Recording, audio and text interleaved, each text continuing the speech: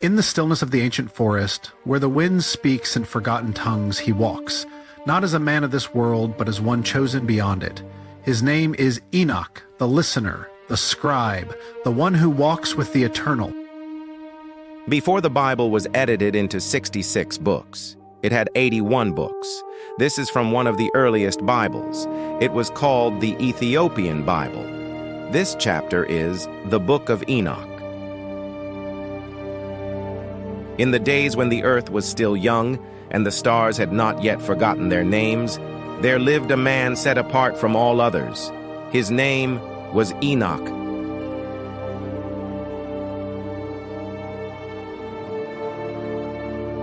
He walked among the trees, wrapped in robes of earth and silence, listening, not just to the world around him, but to the voice beneath it, the whisper of the wind, the cry of the soil, the breath of the Creator.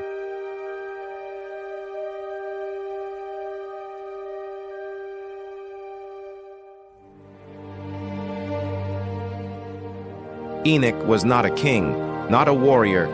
He held no throne, bore no sword, but he carried something far heavier, a scroll that recorded the truth of what was, what is, and what must come. One night, beneath a sky thick with stars, the heavens opened. A light brighter than fire, and yet gentle as the morning, poured over him. And a voice, not of man, not of angel, called to him, "Enoch, child of dust and flame, you have been found faithful. Write what you see. Speak what must be spoken."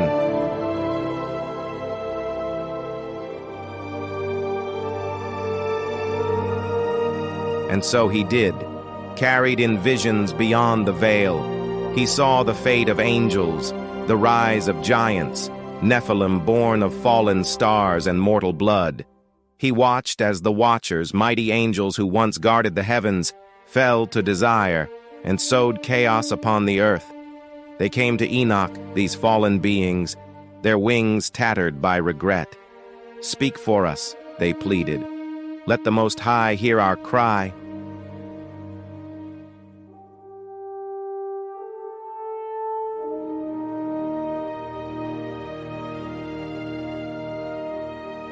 Enoch wept, but he did not lie. He wrote their names, he recorded their fall, and the scroll burned with sorrow.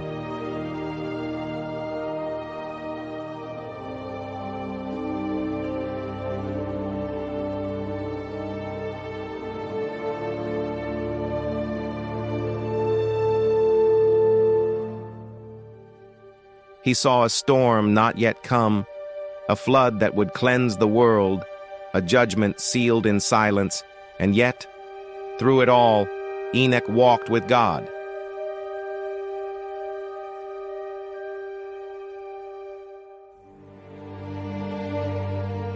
Not in temples, not in cities, but in stillness, and that stillness carried him higher, until he could no longer be found.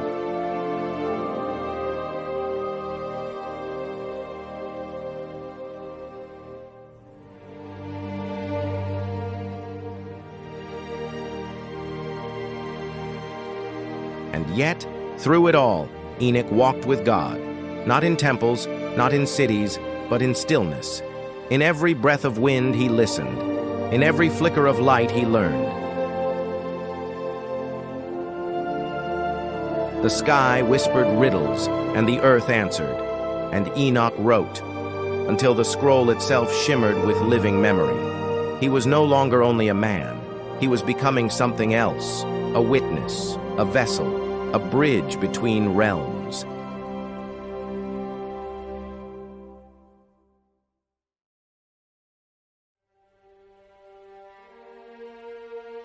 Days passed without number.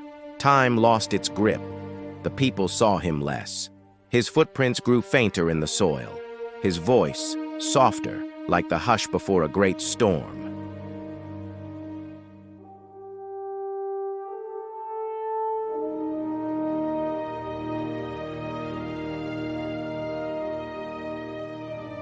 And then, one morning, he stepped beyond the edge of the world, and that stillness carried him higher, until he could no longer be found.